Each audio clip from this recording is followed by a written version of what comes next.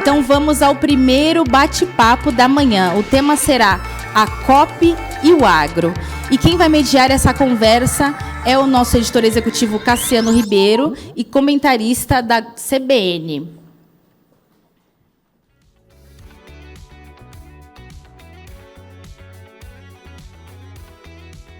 E os nossos participantes convidados são Marcelo Brito, secretário executivo do Consórcio Amazônia. Vem para cá.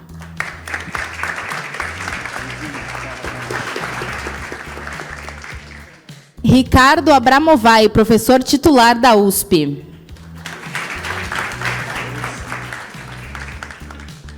E Roberto Rodrigues, embaixador do agro na COP. Sejam todos muito bem-vindos e um bom debate. Obrigado, Nayara.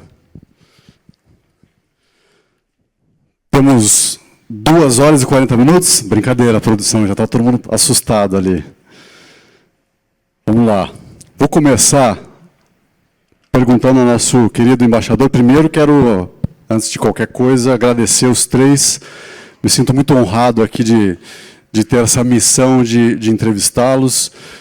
Conheço todos, principalmente mais o Marcelo e o professor Roberto Rodrigues, mas o professor Ricardo Abramovay dispensa também muito conhecido, dispensa comentários. Muito obrigado aos três pelo tempo, por estar aqui com a gente. Professor Roberto, gostaria de começar com o senhor como embaixador do agronegócio na COP30, assim, em Belém. Enviado, né? Embaixador, ainda não cheguei lá. Enviado, tá. Mas embaixador, dá para dizer que embaixador. Professor, então, mestre, temos muitas maneiras aqui de chamá-lo. Eu acho que o senhor tem uma experiência, um trânsito muito grande no agronegócio, e acho que esse é um dos maiores vantagens, né, e grandes benefícios que o agro tem de tê-lo lá, representando esse setor tão importante para a economia do país. Eu queria saber, a gente viu aí a criação de diversos grupos privados, que estão representando sistemas alimentares, emprego, cidades verdes, mas não tem um grupo de agronegócio. No entanto, o agro conversa com quase todos esses grupos privados que estão aí representados e criando essas discussões antes da conferência. Como que está essa interlocução? Existe essa interlocução hoje do senhor com esses grupos privados? Como está a interlocução do senhor como representante do agro com a COP30 e como vai ser essa participação do setor na conferência? Então, vou tentar ser objetivo. Primeiro, eu nunca fui a uma COP, é a primeira vez que eu estou indo. Eu não acreditava muito nesse negócio, mas o embaixador Correio do Lago é um amigo querido e eu confio muito nele, então topei essa parada aí. Bom, ainda bem. I hope so, veremos. Mas você disse muito bem, as entidades de classe, organizações, estão todas elas empenhadas em prover algum documento, algum papel, algum comentário sobre a COP e se apresentar lá na COP. E agronegócio também, a agropecuária também está nessa direção. O que me incomodou em outras ocasiões, em outros eventos, não ligados à COP, foi essa pluralidade, nem sempre trazer homogeneidade. E acho que é essencial, nesse momento, uma COP aqui no Brasil, embora não seja a COP da agricultura, e nem uma COP do Brasil, é muito mais do que isso, mas seria fundamental que o agro estivesse homogeneamente representado. Então, conversei com as entidades de classes principais do agronegócio e com o IPA, principalmente, que reúne hoje mais de 50 entidades de classe, em busca de ter uma posição uniforme, se possível, única. Obviamente, vamos ter uma avenida central, que a maioria das pessoas e entidades aceitam, mas uma parte fica fora desse processo. Então, a ideia é ter um documento, Cassiano, apresentar um documento que tenha 2 desdobramentos. Uma primeira, para mostrar ao mundo, na verdade, o que é o agro brasileiro. Primeiro, a história do agro nos últimos 50 anos, e as conquistas obtidas, e o lastro é tecnologia. Ciência e tecnologia na direção da sustentabilidade, com dados, documentos, informações, mostrando tudo que foi feito na área de agricultura, energia, floresta, tudo que foi feito no Brasil nesses últimos 50 anos. E dizer que isso não é uma estrada que acabou, a COP não é a estação final. Esse processo tem um avanço à frente, que é o desejo principal do embaixador Correio do Lago. E aí nós teremos algumas sugestões, algumas propostas para frente. A primeira delas é colocar o Brasil e o agro brasileiro como um instrumento de ajuda ao cinturão tropical do planeta, particularmente, porque é onde nós criamos a tecnologia sustentável, né, tropical, a fazer o que fizemos aqui exemplarmente, ou seja, ensinar a pescar para todo mundo da área tropical do planeta. Esse é o primeiro ponto. O segundo ponto é reconhecer que nós temos problemas que não são do agro, mas são problemas do Brasil, como desmatamento ilegal, como invasão de terra, como garimpo clandestino, como incêndio criminoso, enfim, leis que não são cumpridas e fazer uma cobrança pública de que essas coisas têm que ser resolvidas adequadamente. E o terceiro é sugerir ao planeta, primeiro, que a COP faça a agricultura tropical ser reconhecida como um instrumento de solução, de consenso, né? Unificando toda a agricultura, não tem agricultura pequena, média ou grande, todo mundo é uma coisa só, e destacando a importância de temas como a segurança alimentar e energética, reconhecendo o Brasil nessa condição. E aí, trazendo em busca de soluções para nós também, financiamento, digamos, um tema específico, como pastagem degradada, que é uma ênfase da agricultura, e olhar essa questão de maneira integrada. Tudo isso, só para terminar, eu tentei chamar quem entende o assunto, todos os técnicos entendem o assunto, nas cidades diferentes, instituições, e uma conversa muito importante com o Marcelo. O Marcelo sugeriu a gente montar um fórum tropical com instituições. Então, através da sugestão do Marcelo, criamos um fórum tropical que está também de think tanks, que deveria participar dessa documentação. Tudo isso é agro, mas o agro não é uma coisa independente de fertilizantes, defensivos, de sementes, de tecnologia, de crédito. Tudo tem que ser olhado e a indústria de transformação na outra ponta. Então, a ideia é essa. Então, um documento nessa direção. Esse documento ele está sendo construído e ele tem um prazo para ser apresentado? Como que é? Qual que é o cronograma? Nós estamos tentando tê-lo pronto no final de agosto, para submetê-lo depois às discussões gerais, com entidades de classe, com parlamentares que terão seu posicionamento também no Congresso, ao governo brasileiro. Então, a ideia é, até final de agosto, tudo pronto enquanto documento. Mas a discussão virá depois. E esse fórum serve também para ajudar a construir, imagino, esse documento. Inclusive, uma boa parte dos enviados especiais faz parte de instituições que estão no fórum também. Então, a ideia é juntar o máximo possível de pessoas, instituições e entidades para ter uma decisão uniforme e, tanto quanto possível, única. E é um fórum aberto, fechado? Já começou? Como é que está? Estamos conversando, já começou, estamos conversando. E o Marcelo é o pai dessa ideia aí. Então, vou passar a bola para o Marcelo, já aproveitar. Marcelo, você já falou várias vezes em ambientes abertos, fechados, sobre esse rótulo que tem se dado à COP no Brasil, né? Que não é uma COP, como o professor falou, não é uma COP do Brasil, não é uma COP da Amazônia, não é uma COP da floresta. Qual que é a sua percepção hoje, há 3 meses dessa COP, dessa conferência, e agora você é nomeado aí como mais um também enviado especial, assim como o professor Roberto Rodrigues.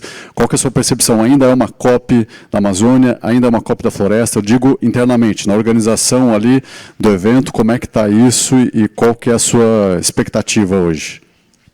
Bom dia, Cassiano. Um prazer estar aqui com amigos tão ilustres. Bom estar aqui com vocês. Rapaz, que dureza, né? Porque o Brasil adora dar título a tudo, né? Então, a COP da floresta, a COP do povo, a COP do... E não é COP de nada, tá? Não é COP de floresta, não é COP do povo, não é COP do agro, não é COP... COP é a Conferência do Clima. É discussão de clima. Se a gente pegar a Convenção do Clima, o texto da Convenção do Clima, deve ter 3 parágrafos falando de agricultura lá. Tá? Como é que a gente pode aproveitar isso e colocar as nossas temáticas? Tá? Passa por uma série de pontos. Primeiro, assim, eu quero lamentar aqui da gente não ter estruturado o maior diálogo da história desse país a partir do momento da decisão do Brasil sediar uma COP. Era hora da gente trazer todas as divergências para a mesa, aquela mesa dos assuntos impossíveis. Era hora de trazer os adultos para sentar e a gente construir isso que o Roberto falou, de ter algo minimamente construído para entregar. Eu não acredito em consenso para mim é burro, inteligente é consentimento, e consentimento se consegue através desses movimentos. Então, a nossa atenção tem que estar muito voltada aos planos de ação que serão discutidos ao redor da COP, na Green Zone, de todos os outros pontos de debate que existirão, mas ainda cabe uma oportunidade da gente inserir questões do agrotropical nisso.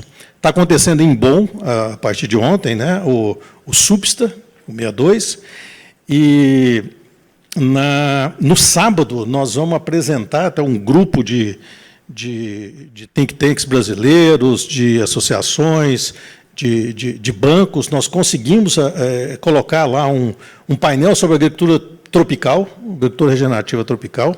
Estamos fazendo um lobby violentíssimo para trazer negociadores de vários países para assistir esse painel, para ver se a gente consegue incluir esse tema na Convenção do Clima e na discussão. Então, eu quero fechar com um recado. Se a gente quer mesmo incorporar as questões da agricultura tropical, se a gente quer incorporar as questões da agricultura regenerativa tropical e toda essa transição que o Brasil está prometendo, a gente tem que ir aos fóruns de debate lá fora. A gente tem que discutir em inglês, em alemão, em francês, em japonês, em chinês. Não é por grupos do WhatsApp, nem por discussão em português no Brasil que a gente vai conseguir fazer essas diferenças. Então, vamos aproveitar essa união em torno desse fórum, e comentava com o Roberto é o único que pode fazer esse negócio andar pela liderança que ele exerce em todos os setores do agronegócio. Então, dentro de todas essas áreas de divergência, tem uma pessoa que lidera isso, e é o Roberto. Então, eu acredito muito que esse fórum, ele nasce agora, não para entregar alguma coisa agora para a COP, mas ele nasce para entregar muita coisa boa nos meses e nos anos que virão no pós-COP. A presidência da COP do Brasil começa no primeiro dia da COP, agora em novembro, e termina no dia que a gente entregar para a Austrália o ano que vem. Então, ou seja, nós temos um ano intenso de trabalho e proposições a serem feitas. E dá tempo, na sua opinião, de mudar tanto o pré como o pós, dá tempo de fazer todo esse diálogo que não foi feito, na sua opinião, e deveria ter sido feito? Tem 525 anos que a gente está fazendo tudo de última hora, não seria agora que a gente ia mudar, né? Professor Ricardo, o senhor fala muito do esgotamento, né, dos modelos da agricultura antiga, vamos dizer assim, porque a agricultura moderna hoje é bem diferente, mas existe um esgotamento aí de algumas práticas. Como o senhor avalia que as soluções que já existem no Brasil, a agricultura já usa diversas práticas de agricultura regenerativa, e não é de hoje, nem do ano passado, já de algumas safras. Como que a gente faz isso ganhar escala? Como a gente faz essa mentalidade de muitos ainda que não mudar para uma agricultura moderna, na sua opinião? E o que precisa ser feito aí dentro desse cenário todo? Em primeiro lugar, é uma satisfação, uma alegria estar ao lado de duas lideranças tão importantes do Brasil, não é só do setor agropecuário, mas é do Brasil, que tem feito um trabalho tão importante, e está num evento da Globo, do Grupo Globo, que está fazendo 100 anos, Valor Econômico fazendo 25 anos, Globo Rural, que é uma publicação importantíssima, que acompanhou a minha vida profissional inteira, 40 anos, e a imprensa, quer dizer, a informação qualificada e profissionalizada é a base da democracia.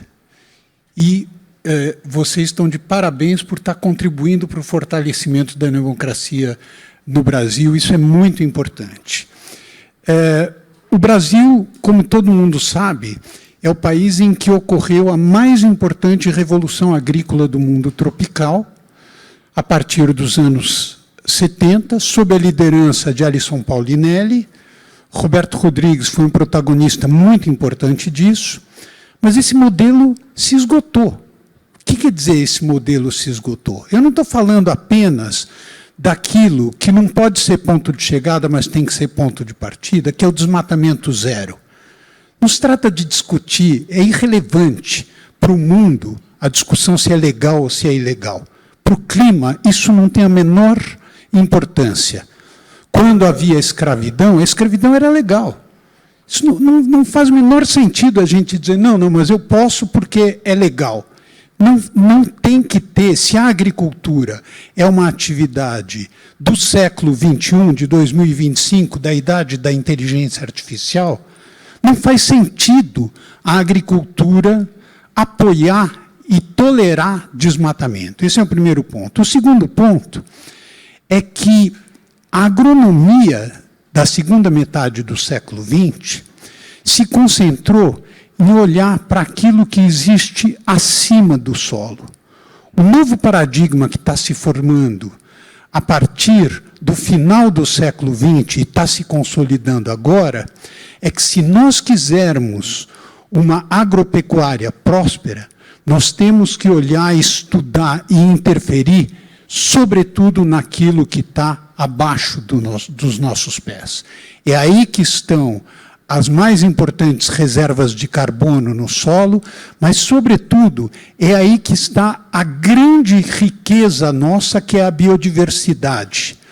Os insetos, 95% dos insetos são favoráveis à vida. Tem uma parte que a gente tem que eliminar mesmo.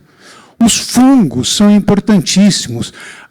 Os sistemas produtivos voltados ao fortalecimento da inter-relação entre grandes animais, plantas e o que existe abaixo do solo, micro-organismos, é nisso que se concentra hoje a pesquisa científica. Não se trata de voltar para o passado, e sim de aproveitar o conhecimento que nós temos hoje, científico, para uma economia da regeneração da natureza, não da natureza pristina, intocada. Isso não existe, não tem mais natureza. Tem um filósofo francês, Philippe Descola, que fala, não tem natureza. De certa forma, ele tem razão, mas o que nós precisamos é, gradualmente, eliminar aquilo que compromete a vida.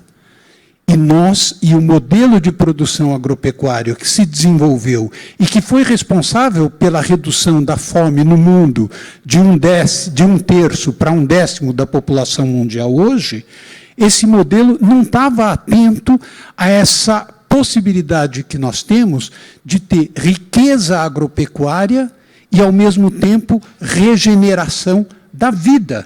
É disso que nós mais precisamos. Professor, o senhor falou de um ponto que eu acho que é nevrálgico, que é o desmatamento. Até na primeira pergunta que a Nayara colocou ali, alguém bem-humorado colocou que a gente leva para a COP desmatamento, né? E esse parece ser um ponto de muitas divergências, né, professor? Eu queria perguntar para o senhor, porque o produtor rural se vale da lei. Existe uma lei que permite que ele desmate, que ele faça abertura de área respeitando os biomas, os percentuais para cada bioma. Por outro lado, tem o que o professor Ricardo falou agora, que é o bom senso. Né? No mundo em que a gente tem tanta tecnologia, tanta ciência já aplicada e comprovando que é possível aumentar a produtividade, aumentar a produção verticalmente, como o senhor olha para essa questão do desmatamento, que divide tanta opinião ainda no setor, né? Tem o legal, tem o ilegal. O senhor acredita que é possível chegar num consenso? É possível chegar, ou até aproveitando aqui o aprendizado já do Marcelo, não de consenso, mas de consentimento de que é preciso não ter mais abertura de área e sim reformar pasto degradado, por exemplo, ajudar na biodiversidade, aprofundamento da ciência e da produtividade? Como o senhor olha para isso? De novo, eu acho que tudo tem que ser tratado cientificamente. Nós temos que olhar as coisas cientificamente. Qual é a nossa capacidade, a nossa do mundo, de produzir alimentos, energia e fibras com a terra que está disponível hoje? Ou com a recuperação de pastagem degradada? É suficiente? Então não precisa ter desmatamento. Não precisa ter desmatamento. Não é suficiente? Vamos ficar com o desmatamento legal como uma circunstância opcional. Eu acho que temos que pensar na ciência como resposta a essa questão. Se houver espaço para com o que temos produzir para todo mundo e o que virá, tudo bem. Se não, vamos pensar em desmatamento legal como uma solução alternativa e provisória. Mesmo tendo uma lei que respalde e dê ao produtor ali esse direito de poder desmatar, o senhor acredita que é possível? Só legal. Só legal. A ilegal, obviamente, é questão de polícia, não se discute. Marcelo. Isso é um dilema humano, né? Porque a lei humana não sobrepõe às leis da biofísica. Tá? Nós somos de um setor que é caracterizado pelo uso da ciência e tecnologia. Então, a biofísica nos ensina que a maior ferramenta de ciclagem de água que nós temos é uma árvore.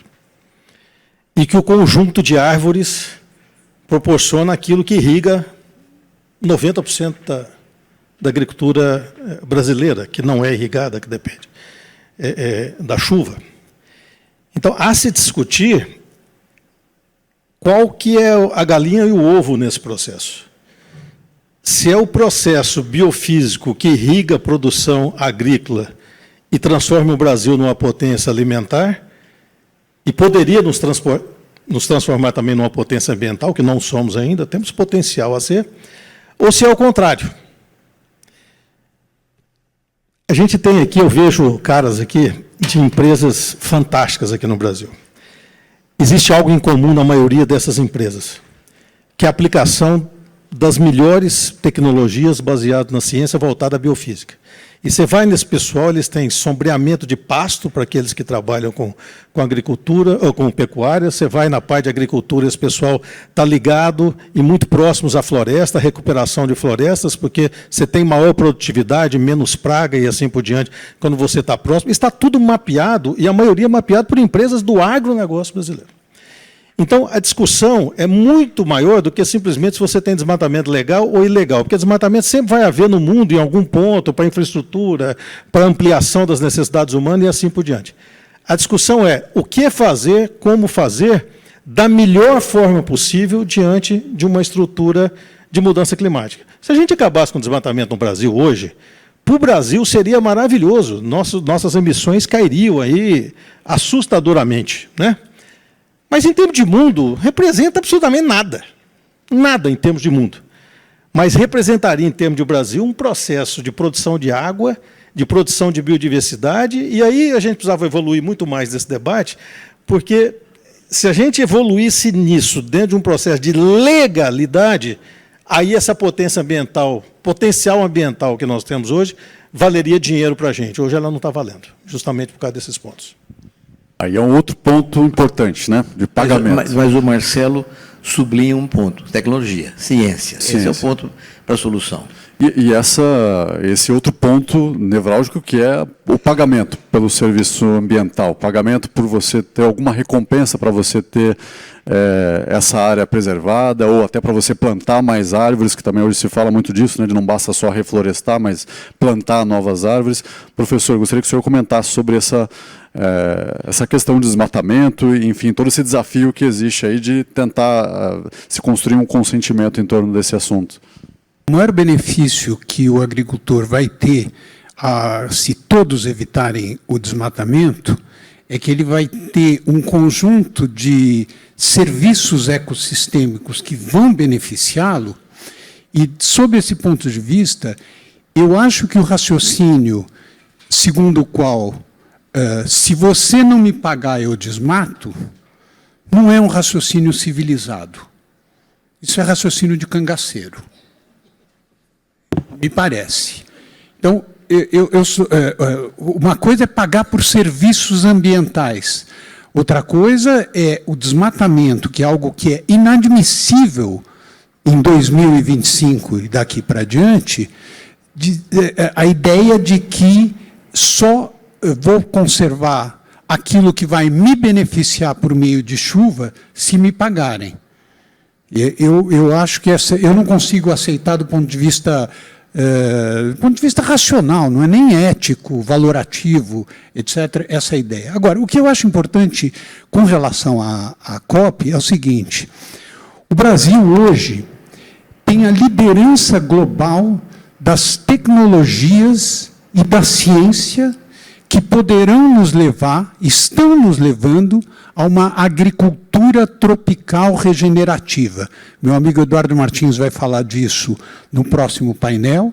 Estão se formando organizações e, curiosamente, talvez paradoxalmente, mas de maneira muito compreensível, algumas dessas organizações nascem do coração da soja brasileira, como o GAAS, o Grupo Associado de Agricultura Sustentável, porque os próprios agricultores são os primeiros a perceber que os seus custos estão aumentando cada vez mais, que eles estão usando cada vez mais produtos químicos por unidade de produto, e nós vivemos esse paradoxo. Esse ano nós vamos ter safras recordes, mas se nós formos medir a produtividade dos insumos usados para esta safra recorde, essa produtividade dos insumos está em declínio. A produtividade do solo está aumentando, mas a produtividade está aumentando graças a um conjunto de técnicas que sacrificam o futuro, não o futuro daqui a 1000 anos, o futuro em alguns poucos anos. E essa é a razão pela qual é necessário usar cada vez mais fertilizantes sintéticos, cada vez mais agrotóxicos, e, claro, se obtém mais produção, mas com custos crescentes e com um sacrifício imenso da grande riqueza que nós temos, que é a nossa biodiversidade. O nosso desafio não é separar, proteger florestas e tocar a agricultura do jeito que a gente sabe fazer. O nosso desafio fundamental é introduzir a biodiversidade como o fator decisivo de aumento da produtividade da agropecuária. E esse desafio não há país no mundo mais preparado para enfrentar do que o Brasil. Professor, fica à vontade se quiser comentar. Antes da gente encerrar, eu queria uma opinião de vocês três sobre o que o Marcelo comentou agora há pouco de posicionamento do agro no mundo e como o Brasil leva o agro para o mundo. Qual que é a sua opinião? Você acha que tem um trabalho interno antes, professor, a ser feito para que esse posicionamento saia da forma correta? Porque muitas vezes existe uma guerra de narrativas, existe uma guerra ideológica que contamina o debate público, a iniciativa privada, muitas vezes. Como o senhor olha para essa questão, como resolver esse posicionamento do agro do Brasil lá fora, além disso que o Marcelo falou, de falar mandarim, alemão, francês e tudo mais que for preciso para levar a mensagem? Vamos lá, só quero dizer que concordo com a posição do professor Abraão vai no tema bioinsumos, que nós estamos crescendo espetacular. O Brasil é hoje o campeão mundial desse processo e caminhamos na direção da agricultura regenerativa. Então, concordo plenamente com o senhor nesse aspecto aqui. Sobre o tema imagem, eu, de alguma forma, tratei disso na minha primeira palavra.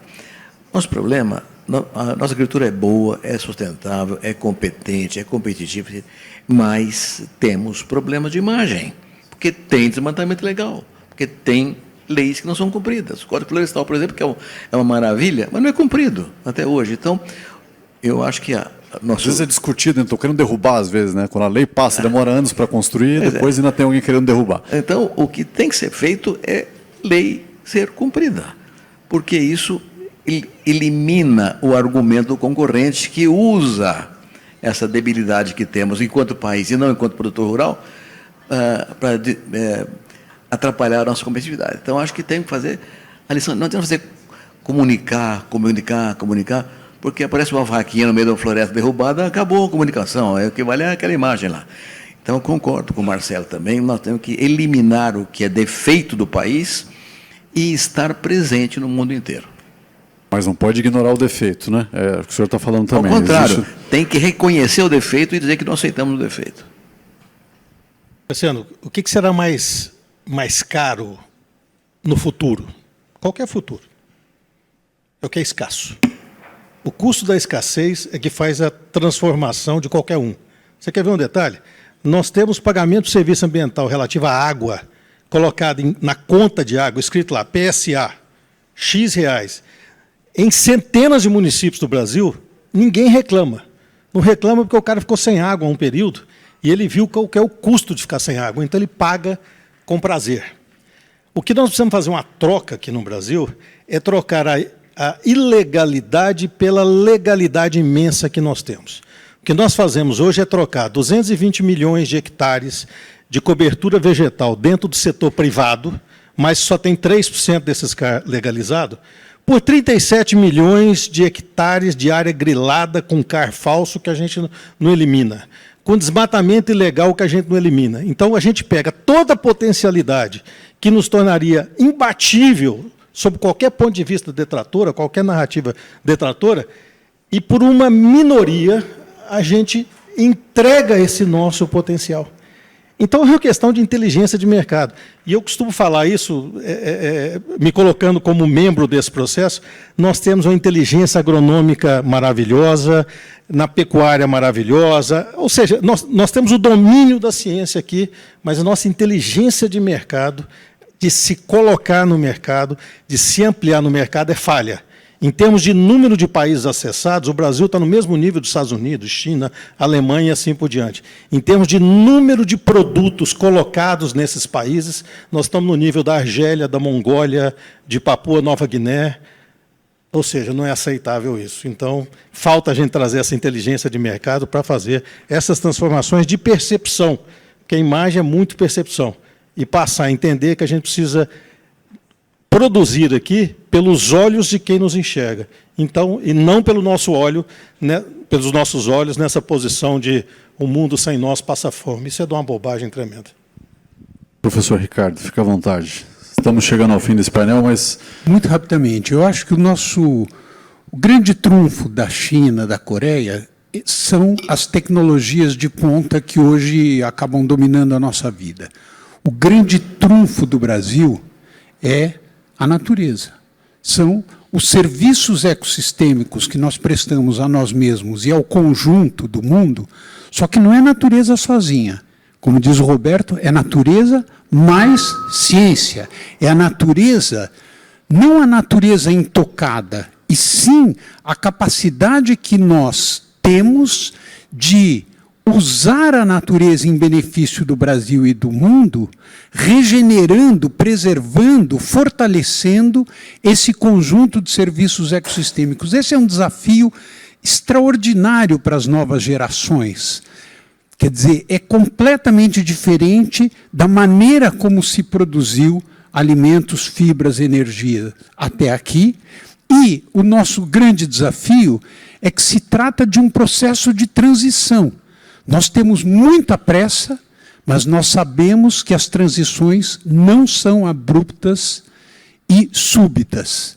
Então, nesta tensão entre a urgência que nós temos de enfrentar o problema do clima, da poluição, da biodiversidade, e, ao mesmo tempo, o caráter processual que vai fazer com que mais e mais atores econômicos, não só os agricultores, atores econômicos se juntem nessa batalha, essa tensão é uma tensão fascinante e é nela que nós vamos viver e ela está presente dentro da COP. Não adianta dizer amanhã vai ser tudo diferente, isso não existe. Também não adianta dizer com tecnologia, deixa o mercado agir, que as coisas vão mudar por si só. O que precisa são organizações, sobretudo organizações de agricultores, voltadas para esse objetivo de fazer do setor agropecuário um setor que se baseia na preservação e no fortalecimento da vida. Muito bom, hein? Que aula, gente. Muito obrigado. Eu quero agora, já emendando para o primeiro painel da aula, vou fazer uma tarefa aqui, que é uma interação com vocês, que a gente estava comentando, a Nayara falou sobre interação, a gente tem algumas perguntas que vão nortear cada debate. E aí a gente gostaria de colocar na tela já aqui as perguntas do painel da Alda, pode ser? E aí vocês já podem votar e também já fazer as contribuições, e vocês podem ficar à vontade também para comentar, inclusive, as perguntas que virão aqui, que são perguntas... vamos lá. Na sua percepção, qual é o principal mecanismo de incentivo para que o agro brasileiro caminhe em direção a práticas mais sustentáveis? Aí vocês precisam usar o controle remoto. 1, mercado de carbono. 2, incentivos fiscais. 3, incentivos financeiros. 4, certificações. 5, outros. Senhores, querem comentar? Professor Roberto, Ricardo, Marcelo, qual é o principal mecanismo de incentivo para o agro caminhar em direção às práticas sustentáveis? Mercado de carbono, Incentivo fiscal, dinheiro no bolso, certificação, ou tem mais alguma coisa aí que não está contemplada? Não pode pôr 4 não, né? Todas, né? Todas as alternativas. Todas. Mas o mercado de carbono, de verdade, é o principal. Marcelo, professor Ricardo, querem comentar? Eu acho que são todas elas por um seguinte ponto, tá? Eu ouvi de um fazendeiro de Gana, e eu já contei esse caso para vários amigos, que depois que ele ouviu uma palestra maravilhosa de 15 CEOs das maiores empresas do mundo, ele virou e falou: não estou entendendo absolutamente nada que vocês estão falando aqui, porque para nós fazendeiros vale o que faz sentido para a gente. Então, o que tem sentido a gente produz. E o sentido se faz valer quando a gente fala para ele que tem uma possibilidade de ter maior produtividade, menos custo e assim por diante. Então, através dos incentivos financeiros, aliados à ciência e tecnologia, a gente começa a fazer todas as outras transformações que vêm a seguir. Mas eu tenho um sentimento que, além desses 4, que, claro, são fundamentais, sobretudo para as novas gerações, a palavra sentido tem um significado de natureza ética que é importante.